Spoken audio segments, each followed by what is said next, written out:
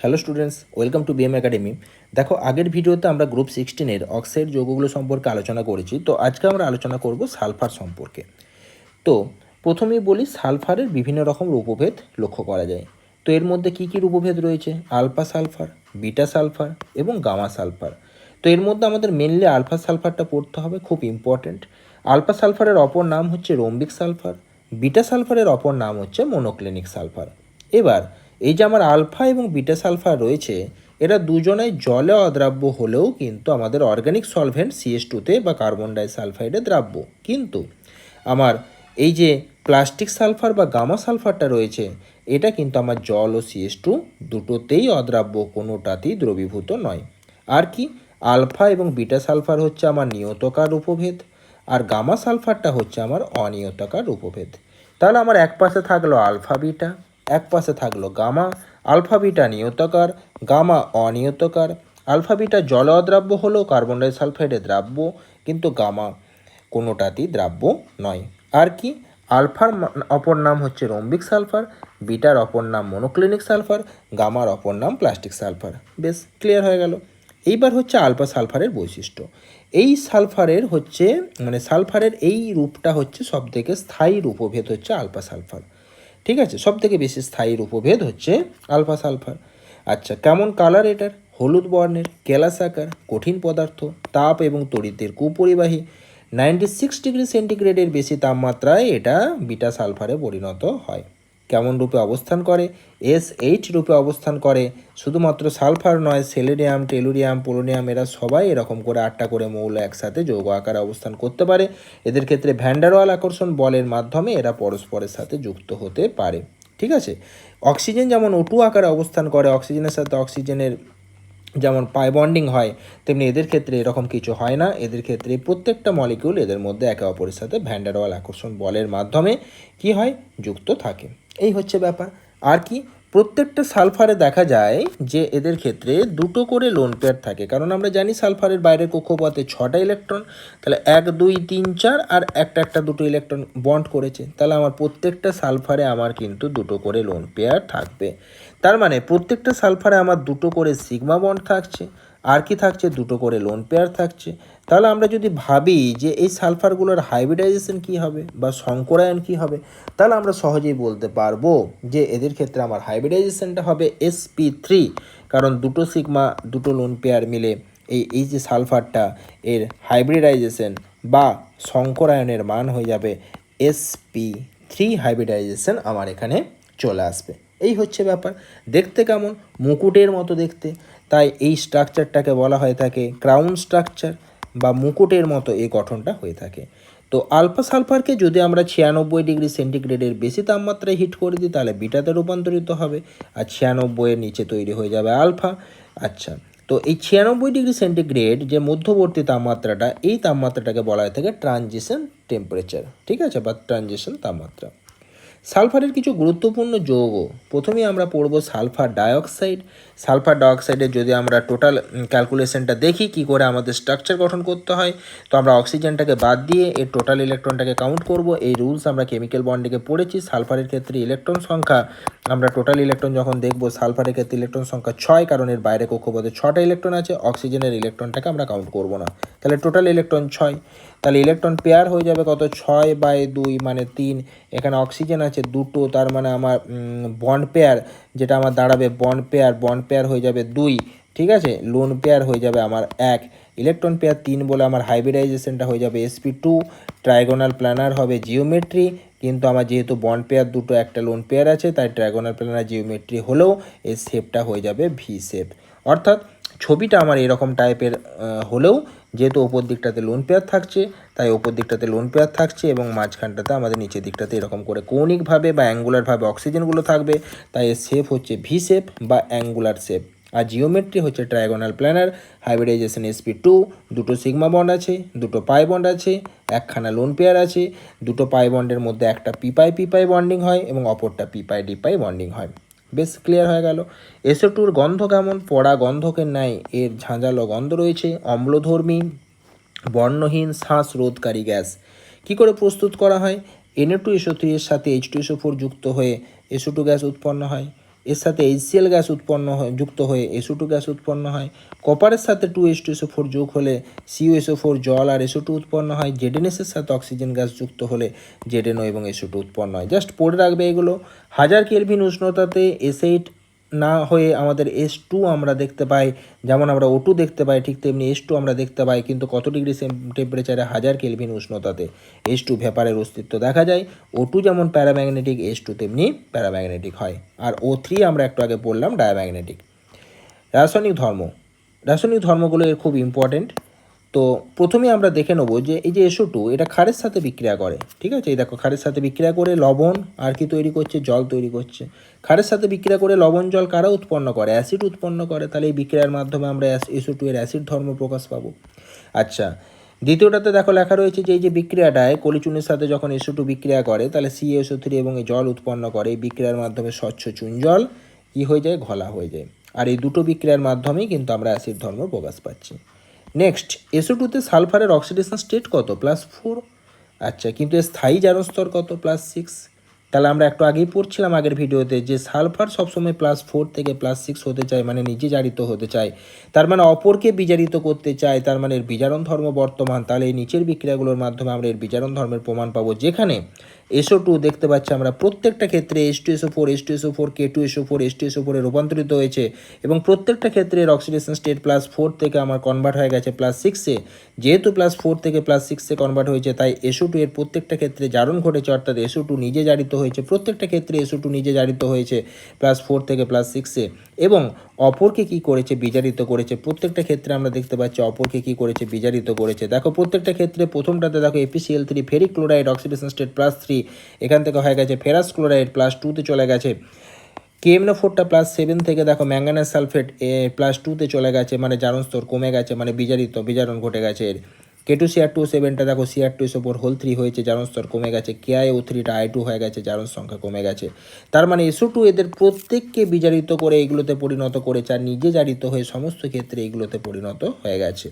তো এই প্রত্যেকটা ধর্মের মাধ্যমে আমরা বুঝতে পারবো যে SO2 এর কী ধর্ম বর্তমান, বিজারণ ধর্ম বর্তমান। বেশ, এই হলো ব্যাপার। এই রিয়েকশনগুলো একটু করে রাখবে, প্রত্যেকটার কালারগুলো একটু করে দেখে রাখবে, তাহলেই হবে। তো এখানে নির্গত এই যে লাস্টের রিয়েকশনটাতে নির্গত যে বাদামি বর্ণের আয়োডিন গ্যাস, এই গ্যাসটার মুখে যদি আমরা স্টার্চ সিক্ত একটা কাগজ ধরি তাহলে দেখা যাবে সেই স্টার্চের কাগজের কালারটা, সাদা কালারটা নীল বর্ণে পরিণত হবে। এই পরীক্ষার দ্বারা কিন্তু SO2কে শনাক্তকরণ করা হয়ে থাকে। ভেরি ভেরি ইম্পর্টেন্ট, খুব ভালো করে এটা খেয়াল করে রাখবে। SO2 এর শনাক্তকরণ কিসের সাহায্যে করা হয়, SO2 এর সাথে যদি আমরা KiO3 মানে বর্ণহীন KiO3কে যোগ করি তাহলে আমাদের একটা বাদামি বর্ণের গ্যাস নির্গত হবে। সেই গ্যাসের সামনে যদি আমরা একটা স্টার্চ সিক্ত কাগজ ধরি তাহলে সেই কালারটা যদি নীল হয়ে যায় তাহলে আমরা বলবো সেটাতে আমাদের SO2 রয়েছে। অতিরিক্ত SO2 I2কে বিজারিত করে বর্ণহীন HI এ পরিণত করে। এই একটা রিয়েকশন খেয়াল রাখবে যে অতিরিক্ত SO2 কী করে, এই I2কে বর্ণহীন HI এ পরিণত করে। SO2-র সাথে Cl2 এর বিক্রিয়াতে কী হয়, HCl এবং H2SO4 উৎপন্ন হয়।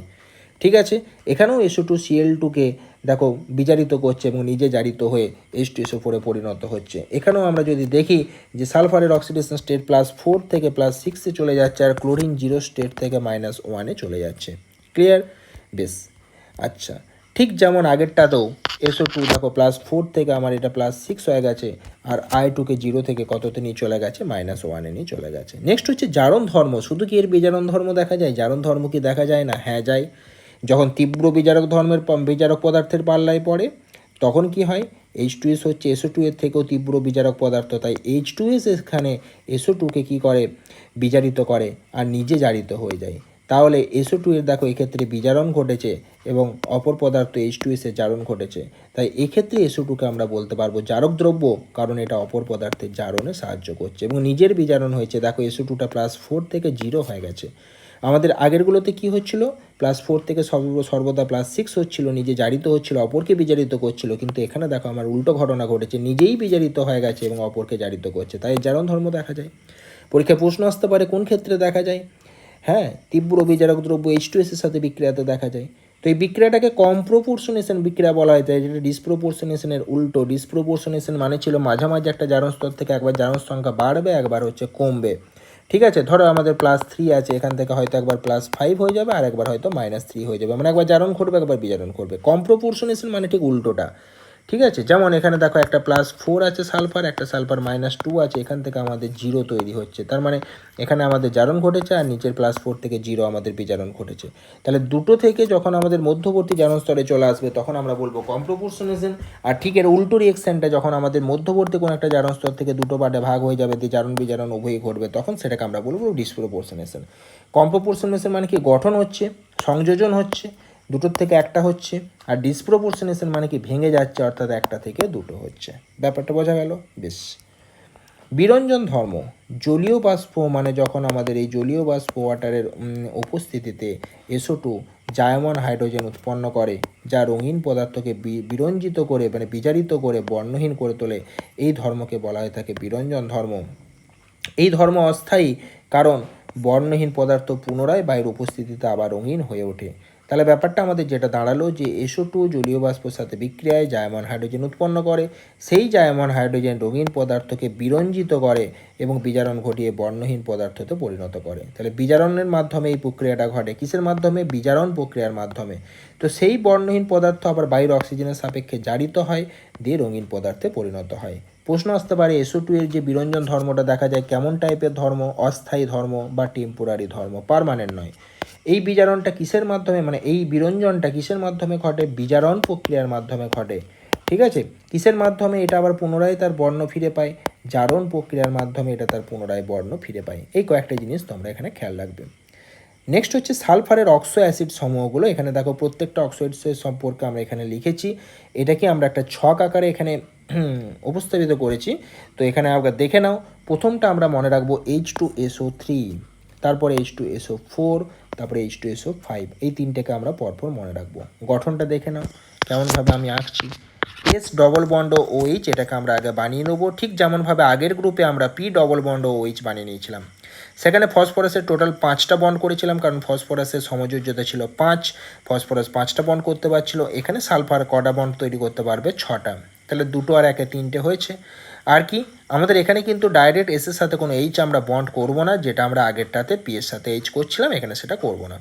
তো এইটা আঁকার পর দেখো আমাদের হাতে আর একটা H আর একটা O বাকি আছে, সেই H আর O দিয়ে আমরা কিন্তু একটা OH বানিয়ে ফেলবো, যেহেতু H আমার ডাইরেক্ট যুক্ত হতে পারবে না। তাহলে এখানে আমার কটা বন্ড হলো? দুটো, ওপর দিকে দুটো বন্ড হয়েছে আর নিচে দুটো বন্ড হয়েছে, 4টে, কিন্তু এখন আমার দুটো ইলেকট্রন পড়ে আছে, তাই এগুলো লোন পেয়ার হিসেবে থেকে যাবে। দেখো এই গঠনটা আমার কমপ্লিট হয়ে গেল। পরের গঠনটাতে যখন আমরা H2SO4 এর গঠন আমরা দেখতে পাচ্ছি, দেখো এখানে O3 ছিল, এখানে O4, একটা অক্সিজেন বেড়ে গেছে। তাহলে যেহেতু অক্সিজেনটা বেড়ে গেছে কোনো সমস্যা নেই, আমরা আগের মতো এটাকে লিখলাম, H2SO3 আমার কমপ্লিট হলো। আমি লোন পেয়ারটার পরিবর্তে আমি এখানে একটা ডবল বন্ডও বসিয়ে দিলাম, তাহলে আমার H2SO4 তৈরি হয়ে গেল। পরেরটাতে দেখো আমার আরও একটা অক্সিজেন বেড়ে গেছে, আমি কোথায় বসাবো এবার? আর তো সালফারের বন্ড হবে না, আর ডবল বন্ড ওটাকেও আমরা কিছু করতে পারবো না। তাহলে এই ক্ষেত্রে আমার উপায় কি? আমার এই যে পোর্শনটা আমার আছে সেটাকে আমি অ্যাজ ইট ইজ যেমন আছে রেখে দিলাম, আমি একটা OHকে কি করলাম? OOH করে দিলাম। তার মানে এখানে অক্সিজেনের সাথে অক্সিজেনের আমার পারঅক্সো বন্ড তৈরি হয়ে গেল, পারঅক্সাইড লিঙ্কেজ আমার তৈরি হয়ে গেল। ক্লিয়ার? সেই কারণে এই যে H2SO5 এটাকে বলা হয়ে থাকে পারঅক্সো মনোসালফিউরিক অ্যাসিড, বা এটারই অপর নাম হচ্ছে কারোস অ্যাসিড বা কারোর অ্যাসিড বা ক্যারোস অ্যাসিড, বিভিন্ন রকম নামে এটাকে ডাকা হয়। তাহলে প্রথম কারটার নাম হচ্ছে সালফিউরাস অ্যাসিড, পরেরটার নাম সালফিউরিক অ্যাসিড, এটা আমরা ছোটোবেলা থেকে জেনে আসছি। আর পরেরটাতে যেহেতু পারঅক্সো লিঙ্কেজ রয়েছে এবং একটা সালফার রয়েছে, তাই এর নাম হচ্ছে পারঅক্সো মনোসালফিউরিক অ্যাসিড বা কারোস অ্যাসিড বা ক্যারোস অ্যাসিড। ক্লিয়ার? আচ্ছা, আর কি? এখানে প্রত্যেকটার ক্ষারগ্রাহিতা হচ্ছে 2, তার কারণ হচ্ছে প্রত্যেকটাতে OH এর সংখ্যা 2টো করে, অর্থাৎ H+ আয়ন প্রত্যেকটাতে 2টো করে বের হবে, তাই এর ক্ষারগ্রাহিতা 2। আমরা যদি এর জারণ স্তরগুলো বের করতে চাই, তাহলে 3টে অক্সিজেনের জন্য -6, 2টো হাইড্রোজেনের জন্য +2, তাহলে এখানে +4 বসাতে হবে টোটালটা 0 করার জন্য। এখানে আমার -8, এখানে +2, তাহলে এখানে আমার +6 বসাতে হবে। এখানে আমার -10, এখানে +2, তাহলে হিসেব মতো আমার এখানে +8 বসার কথা ছিল, কিন্তু আমার এখানে +6 হয়েছে। তার কারণটা কি? তার কারণের গঠনটা, এর গঠনে দেখো শব্দ আর ডবল বন্ড ও নেই।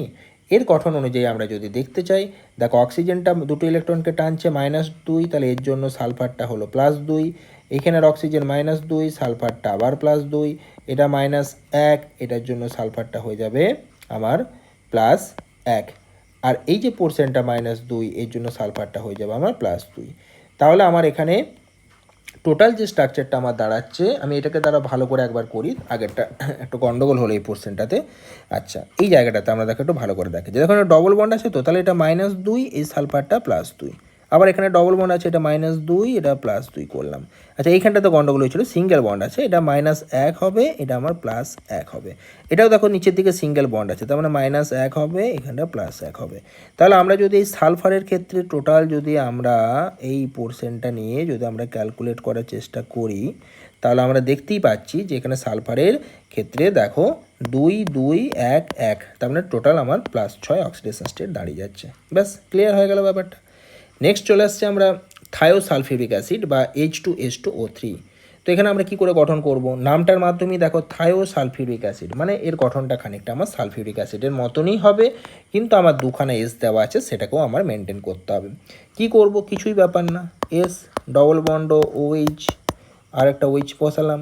দেখো সালফিউরিক অ্যাসিড বসাতে গেলে এখানে তো আমরা ও বসাচ্ছিলাম, ও না বসিয়ে এখানে আমরা কি বসাবো, এস বসাবো।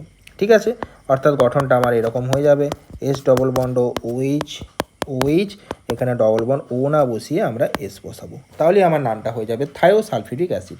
তাহলে সালফিউরিক অ্যাসিড আর থায়োসালফিউরিক অ্যাসিড খুব ভালো করে খেয়াল রাখবে, এটা হচ্ছে সালফিউরিক অ্যাসিড আর থায়োসালফিউরিক অ্যাসিড হচ্ছে একটা এস বাড়িয়ে দেবো, একটা ও কমিয়ে দেবো, মনে থাকবে তাহলে। তাহলে H2SO3, H2SO4, H2SO5, এই তিনটা আমার খুব সহজেই মনে থাকবে। যদি ভুলে যাও একান্তই, তাহলে সালফিউরিক অ্যাসিডটা মনে রাখবে, তার আগে এক ঘর পরে এক ঘর নিতে হবে, এটা খেয়াল রাখবে, তাহলে আমার এই তিনটা মনে থেকে যাবে। এবার এই সালফিউরিক অ্যাসিড থেকে আমরা বানাবো H2S2O3, দিয়ে আমরা পরপর একটা করে করে অক্সিজেন বাড়িয়ে যাব। বেশ, এর গঠনটা তো হলো, কোনো অসুবিধা নেই। এখানে আমাদের মাঝের সালফারটা +6 স্টেটে থাকে, এই সালফারটা -2 স্টেটে থাকে, কারণ ডবল বন্ড আছে ঠিক কথাই, কিন্তু এই সালফারটা এই দুটো ইলেকট্রনকে টেনে আমার -2 হয়ে যাবে।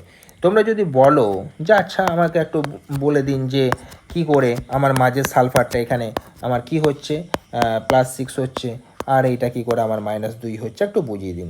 দেখে নাও এখানে কি করে করতে হচ্ছে। এইটা হচ্ছে আমার -2, এই সালফারটা +2, এখানে আমার -1, এই সালফারটা +1, এখানে আমার -1, এটা হচ্ছে আমার +1। ঠিক আছে, আর কি, এইটা হচ্ছে আমার -2, এইটা হচ্ছে আমার +2। তাহলে এখানটাতে আমি পেয়ে গেলাম 2 2 4 5 6, তাহলে এই সালফারটা হয়ে গেল আমার টোটাল +6, আর এই যে সালফারটা ধারের সালফারটা হয়ে গেল আমার -2। দেখবে রেডক্সে আমরা এরকম করে করে অক্সিডেশন স্টেটগুলো নির্ণয় করেছিলাম, এটাই হচ্ছে প্রসেস। ক্লিয়ার? বেশ, পরেরটাতে চলে আসছি আমরা, H2S2O4, একটা ও বেড়ে গেছে, কি করব আমরা, এইগুলোতে আমরা সে আগের চ্যাপ্টার মতো নিয়মটা করব। যেমন এই দুটো এস আছে, তাহলে একটা এসকে আমরা এরকম করে লিখে ফেললাম, আর একটা এসকে আমরা এইভাবে লিখে ফেললাম। বেশ, ক্লিয়ার? তাহলে আমার H2 হয়ে গেছে, S2 হয়ে গেছে, O4 হয়ে গেছে, দেখো সব কমপ্লিট হয়ে গেছে। তাহলে আমি এদের মধ্যে একটা বন্ড করে দিলাম, আর আমার এখানটাতে একটা লোন পেয়ার দিয়ে দিলাম, এখানটাতে একটা লোন পেয়ার দিয়ে দিলাম, কোনো ঝামেলা নেই, দুটো ওইজ আছে, ক্ষারকীয়তা 2 হয়ে গেল। বেশ, পরেরটাতে আমরা চলে আসছি H2S2O5, মানে একটা অক্সিজেন বাড়ছে। যখন একটা অক্সিজেন বাড়বে আমরা সেম স্ট্রাকচার রাখবো, শুধু একটা লোন পেয়ারকে আমরা ডবল বন্ড ও করে দেবো, ব্যাস H2S2O5 হয়ে গেল। যখন 6টা অক্সিজেন হবে তখন আমি এইটাকে ডবল বন্ড ও করে দেবো। যখন আমার 7টা অক্সিজেন হবে আমি মাঝখানে একটা ও বসিয়ে দেবো। যখন আমার 8টা অক্সিজেন হবে আমি মাঝখানে আরেকটা ও বসিয়ে আমি পারক্সো বন্ড করে দেবো। ক্লিয়ার? বেশ, দেখো সেইভাবেই বাকিগুলো করা হয়েছে। দেখো H2S2O4-এ আমার দেখো দুটো লোন পেয়ার রয়েছে, একটা অক্সিজেন বেড়ে গেছে, দেখো একদিকে লোন পেয়ারটা বাদ দিয়ে ডবল বন্ড ও করে দিয়েছি। H2S2O6 হয়েছে, দেখো এইটাকেও ডবল বন্ড করে দিয়েছি, এই ধারটাকেও ডবল বন্ড করে দিয়েছি, দুটো লোন পেয়ারকেই আমার ডবল বন্ড করে দিয়েছি। আরেকটা অক্সিজেন বেড়ে গেছে তো আমরা মাঝে বসিয়ে দিয়েছি, আরেকটা অক্সিজেন বেড়ে গেছে তো আমরা মাঝে আরেকটা অক্সিজেনকে বসিয়ে পারক্সো বন্ড বানিয়ে দিয়েছি। তাহলে একদম লাস্টের যেটা H2S2O8, এখানেই এসে আমার স্ট্রাকচারটা শেষ হয়ে যাচ্ছে। এখানে দেখো পারক্সো লিঙ্কেজ রয়েছে, কটা সালফিউরিক আছে, দুটো, তাহলে এটাকে আমরা বলতে পারি পারক্সো ডাইসালফিউরিক অ্যাসিড। ক্লিয়ার? বেশ, তার আগেরটা কি, H2S2O7, এটার নাম হচ্ছে ওলিয়াম। এই ওলিয়াম কোথায় কাজে লাগে, সালফিউরিক অ্যাসিড প্রস্তুতিতে কাজে লাগে। আমরা পর্শ পদ্ধতিতে যখন সালফিউরিক অ্যাসিড প্রস্তুতি করি তখন ঠিক লাস্টের ধাপের আগের ধাপটাতে আমার এই ওলিয়াম তৈরি হয়, যেটাকে বলা হয়ে থাকে পাইরোসালফিউরিক অ্যাসিড। ঠিক আছে, তো এই H2SO7 এর নাম পাইরোসালফিউরিক অ্যাসিড, এটা মুখস্থ রাখবে, বা ওলিয়াম। H2SO8 এর নাম হচ্ছে পারক্সো ডাইসালফিউরিক অ্যাসিড বা মার্শালের অ্যাসিড। আরেকটা আমরা পারক্সো লিঙ্কেজ মানে এরকম ওয়ের সাথে ও লিঙ্কেজ আমরা পেয়েছিলাম, সেটা হচ্ছে এই H2SO5 এর ক্ষেত্রে এইখানটাতে তার নাম ছিল পারক্সো মনোসালফিউরিক অ্যাসিড বা ক্যারোস অ্যাসিড। তাহলে যে দুটো অপর নাম আমরা পেলাম, একটা ক্যারোস অ্যাসিড আর একটা হচ্ছে মার্শালস অ্যাসিড, সেটা হচ্ছে একটা পারক্সো মনোসালফিউরিক অ্যাসিড আর একটা হচ্ছে পারক্সো ডাইসালফিউরিক অ্যাসিড। এটা হচ্ছে একটা সালফার দিয়ে যে লাস্টের স্ট্রাকচারটা ছিল সেটার ক্ষেত্রে, আর দুটো সালফার দিয়ে যে লাস্টের স্ট্রাকচারটা আমার তার ক্ষেত্রে আমার হচ্ছে মার্শালের অ্যাসিড। এইভাবে জাস্ট একটু কম্পেয়ার করে করে ব্যাপারগুলোকে খেয়াল রাখবে। বেশ, এই তো গেল। আর থায়োসালফিউরিক অ্যাসিড দিয়ে আমরা এটা শুরু করেছি, থায়োসালফিউরিক অ্যাসিড, সালফিউরিক অ্যাসিডের মতনই এটা, তাই এটা নাম দিয়ে দিয়েছি থায়োসালফিউরিক অ্যাসিড। তাহলে সালফিউরিক অ্যাসিডের মতনই গঠনটা। আচ্ছা, আর কি, এই যে যৌগটা H2SO4, এটার নাম হচ্ছে আমাদের ডাইথায়োনাস অ্যাসিড বা হাইপোসালফিউরাস অ্যাসিড। এটাকে একটু মুখস্থ রাখবে। H2SO5টাকে মনে রাখবে ডাইসালফিউরাস অ্যাসিড, আর তারপরেরটাকে মনে রাখবে ডাইথাইমিক অ্যাসিড। এগুলো সবই ডাই, তোমরা খেয়াল রাখবে, কারণ সবগুলোতেই আমার দুটো করে করে এস রয়েছে, তাই আমরা ডাইটা ব্যবহার করছি। আর প্রথম কারটা থায়োনাস, তারপরেরটা সালফিউরাস, তারপরটা থাইমিক। এই তিনটে নাম একটু কষ্ট করে মনে রাখবে, তাহলে আমার মাঝখানটা চলে এলো। তারপরের দুটো হচ্ছে তো আমার একটা ওলিয়াম মানে পাইরোসালফিউরিক অ্যাসিড, আর একটা তো আমার মার্শালের অ্যাসিড মানে পারক্সো ডাইসালফিউরিক অ্যাসিড। আর প্রথম তিনটে তো আমার হয়েই গেছে, একটা হচ্ছে সালফিউরাস, একটা সালফিউরিক, একটা হচ্ছে পারক্সো মনোসালফিউরিক অ্যাসিড। বেশ, আমার তাহলে প্রত্যেকটা গঠন কমপ্লিট হয়ে গেল। অক্সিডেশন স্টেটগুলো আমরা একবার দেখে নিই। অক্সিডেশন স্টেট এটার ক্ষেত্রে একবার দেখে নাও, দুটো সাইড হচ্ছে সেম সাইড। আচ্ছা, তাহলে এখানে আমাদের -8 + 2, তাহলে এখানটা আমার +6 হবে, একটার জন্য কত হবে +3 হবে। ব্যাস, আমার কমপ্লিট হয়ে গেল, ক্লিয়ার হয়ে গেল ব্যাপারটা তাহলে আমার। আচ্ছা, পরেরটাতে যখন আমরা যাব তখন আমরা কি করে পাবো, বা এটার ক্ষেত্রে যদি আমরা দেখি, দেখো এটা -2, তাহলে এটা +2, এটা -1, এটা +1, তাহলে মাঝখানটাতে দেখো 2 আর 1 3 হচ্ছে, এটাও 3, এটাও 3। আচ্ছা, পরেরটাতে কি হচ্ছে, একটা +5 আছে, একটা +3 আছে। তোমরা বলবে +5 কী করে হলো, দেখো এটা -2, তাহলে এখানটাতে +2, এখানটায় -1, তাহলে এখানটাতে +1, তাহলে মাঝখানটায় 2 আর 1 3 হলো। আচ্ছা, এটা -2, তাহলে এখানটা +2, তাহলে প্রথমে একবার 2 বসালাম এটার জন্য -1 বসালাম, এটার জন্য এটার জন্য +2 বসালাম, এটার জন্য আবার +1 বসালাম, এটার জন্য আবার +2 বসালাম, তাহলে তো আমার 5 হয়ে গেল। আর এখানটাতে কি হচ্ছে, এই দিক থেকে তো কিছু হচ্ছে না, দুটোই সালফার আছে, তাহলে এখানটাতে -2, তাহলে এখানটাতে +2, এখানটায় -1, তাহলে এখানটাতে +1, তাহলে 2 আর 1 কত হয়ে গেল, 3 হয়ে গেল। ব্যাস, ইজিলি বুঝতে পারলে তোমরা কি করে করা হচ্ছে এটা। পরেরটাতে যদি বুঝতে চাও, দেখো এটা -2, তাহলে এখানটাতে আমার +2, এটা -1, তাহলে এটা +1, এটা -2, তাহলে এখানটা আবার +2, তাহলে এখানটা আমার +5 হয়ে গেল, এরও +5, এরও +5। ব্যাস, ক্লিয়ার হয়ে গেল। তারপরেরটা তো তাই, দেখো এখান থেকে -2, তাহলে এটা আমার +2, ঠিক আছে, এটা -1, তাহলে এটার জন্য +1, এটা -2, তাহলে এটার জন্য আমার আবার +2। আচ্ছা, আর কি, এটা হচ্ছে আমার -1, তাহলে এটার জন্য আমার +1। তাহলে এই দুটো সিঙ্গেল বন্ডের জন্য +1 পেলাম, দুটো ডবল বন্ডের জন্য +2 2 +4 পেলাম, তাহলে 4 আর 2 6 হয়ে গেল, ক্লিয়ার হয়ে গেল। পরেরটা তো আমার সেম হচ্ছে, দেখো দুটো ডবল বন্ড আছে, এদিক থেকে একটা এদিক থেকে একটা, তাহলে দুটো দুটো করে +4 হয়ে যাবে, আর দুটো সিঙ্গেল বন্ডের জন্য আমার প্লাস করে দুটো +2 হয়ে যাবে, তাহলে টোটালটা +6 হয়ে যাবে। ভেরি ইজি পদ্ধতি, যেমন করে আমরা রেডক্সের ক্ষেত্রে আমরা দেখেছিলাম কী করে অক্সিডেশন স্টেটগুলো বের করতে হয়। তো এই ছকটা তোমরা খুব ভালো করে খেয়াল রাখবে, আগের গ্রুপে যেমন ছক আমরা পড়েছিলাম এখানেও ঠিক তেমনি ছকটা আমার দরকার। নেক্সট হচ্ছে সালফিউরিক অ্যাসিড। সালফিউরিক অ্যাসিড তো আমরা এই মাত্র দেখলাম, হাইব্রিডাইজেশন হচ্ছে এর sp3। সালফিউরিক অ্যাসিডের গঠন আমার অলরেডি এখানে দেখানো আছে। হাইব্রিডাইজেশন হচ্ছে sp3 কেন, কারণ এখানে টোটাল সিগমা বন্ড হচ্ছে 4টে, এখানে 4টে সিগমা, দুটো পায়ে আছে, তো সিগমাটা নিয়ে আমরা হাইব্রিডাইজেশন করতে হয়, তো 4টে সিগমা মিনস sp3। আর sp3 মানে এর গঠনটা আমার টেট্রাহেড্রাল টাইপের গঠন, এর গঠনটা আমার হচ্ছে টেট্রাহেড্রাল, ঠিক। বেশ, স্পর্শ পদ্ধতিতে প্রস্তুতি কী করে করা হয়, প্রথমে সালফারের সাথে অক্সিজেনকে বার্ন করা হয়, দিয়ে আমার SO2 তৈরি করা হয়, সেই SO2কে বাইরে অক্সিজেনে আবার বার্ন করা হয়, V2O5 অনুঘটক লাগে, 400 ডিগ্রির মতো টেম্পারেচার লাগে, আমার SO3 তৈরি করা হয়। এই SO3কে আমার 98% H2SO4 এর সাথে যুক্ত করে আমার এখানে ওলিয়াম বানানো হয়, যেটাকে আমরা পাইরোসালফিউরিক অ্যাসিড বলছি। সেই ওলিয়ামকে যখন আমরা আবার জলের মধ্যে রাখি, মানে জল যুক্ত করি তার সাথে, তখন আমার H2SO4 উৎপন্ন হয়। এখানে ডাইরেক্ট SO3-র সাথে জলটাকে যুক্ত করা হয় না, তার কারণটা হচ্ছে SO3 যখন ডাইরেক্ট এই হিটের মধ্যে জলীয় বাষ্পের সাথে যুক্ত হবে, তখন দেখা যাবে যে বেশ কিছু SO3 নষ্ট হয়ে যাবে কুয়াশা আকারে। আর এই যে আমাদের এখানে যে তখন H2SO4টা ডাইরেক্ট আমার তৈরি হবে, সেক্ষেত্রেও দেখা যাবে যে আবার প্রোডাক্টের পরিমাণটা অনেকটা কমে যাবে, কারণ এটা আবার ভেঙে যাবে, ওই হিটে ভেঙে যাবে। তাই হিটটাকে কমিয়ে মোটামুটি আমাদের প্রথমে ওলিয়াম বানিয়ে যদি আমরা জলের সাথে যুক্ত করে সালফিউরিক অ্যাসিড প্রোডাক্ট পাই, তাহলে আমরা দেখব প্রোডাক্ট এখানে আমরা ভালো পাচ্ছি। নেক্সট হচ্ছে রাসায়নিক ধর্ম। তো এই আমাদের H2SO4 অ্যাসিড, এরা ক্ষারের সাথে বিক্রিয়া করবে, লবণ আর জল উৎপন্ন করবে, 1 মোল NaOH এর সাথে বিক্রিয়া করে বায়লবণ উৎপন্ন করে, 2 মোলের সাথে বিক্রিয়া করে প্রশম লবণ উৎপন্ন করে, জিঙ্কের সাথে বিক্রিয়া করে ZnSO4 উৎপন্ন করে, জিঙ্কের সাথে 2H2SO4 বিক্রিয়া করে ZnSO4 SO2 আর 2H2 উৎপন্ন করে। প্রত্যেকটা জায়গা ভালো করে একটু করে দেখে রাখবে। কপারের সাথে 2H2SO4 বিক্রিয়া করে CuSO4 SO2 আর জল উৎপন্ন করে, এগুলোর মাধ্যমে আমরা SO2 প্রিপারেশন করতে পারি। বেরিয়াম ক্লোরাইডের সাথে বিক্রিয়া করে বেরিয়াম সালফেটের সাদা অধক্ষেপ ফেলে। PCl5 এর সাথে বিক্রিয়া করে PuCl3 HCl আর SO2Cl2 উৎপন্ন করে, এটা আমরা অর্গানিকে পড়েছি রিয়েকশনটা। Na এর সাথে বিক্রিয়া করে NHSO4 SO2 I2 এবং জল উৎপন্ন করে। আর কি, অ্যালকোহলের সাথে গাঢ় H2SO4 এর বিক্রিয়াতে 170 ডিগ্রি সেন্টিগ্রেড তাপমাত্রায় আমরা জানি এলিমিনেশন হয় এবং ইথিন উৎপন্ন হয়, মানে অ্যালকিন ফর্মেশন হয়। আর 140 ডিগ্রি তাপমাত্রাতে আমরা জানি যে এক্ষেত্রে আমার ইথার ফর্মেশন হয়, এটা আমরা অর্গানিকে পড়েছি, অ্যালকোহলে পড়েছি। চিনির সাথে সালফিউরিক অ্যাসিড যুক্ত হয়ে কি তৈরি হয়, 12C আর 11H2 উৎপন্ন হয়।